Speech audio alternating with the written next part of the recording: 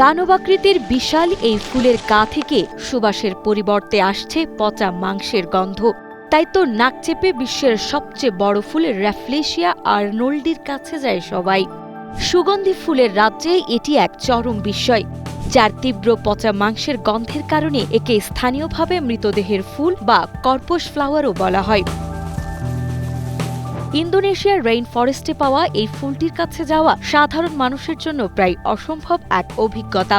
বিস্ময়কর এই ফুলটি চওড়ায় প্রায় ৩ ফুট এবং ওজনে ১১ কেজিরও বেশি হতে পারে। এর কোনো কাণ্ড, পাতা বা শিকড় নেই। এটি মূলত একটি পরজীবী উদ্ভিদ যা অন্য গাছের লতা থেকে পুষ্টি শোষণ করে বেঁচে থাকে। ৫টি বিশাল লালচে বাদামি পাপড়িযুক্ত এই ফুলটি দেখতে অনেকটা দানবীয় ট্রাকের টায়ারের মতো। মূলত মাংস খেকো মাছি ও গুবরে পোকাদের আকর্ষণ করতেই এটি এমন দুর্গন্ধ ছড়ায়, যা এর পরাগায়নে সাহায্য করে।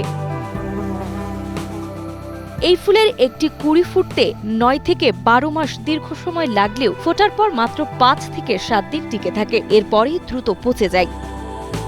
বর্তমানে বনভূমি ধ্বংস ও পর্যটকদের অতিরিক্ত আনাগোনায় এই বিরল ফুলটি অস্তিত্বের সংকটে পড়েছে।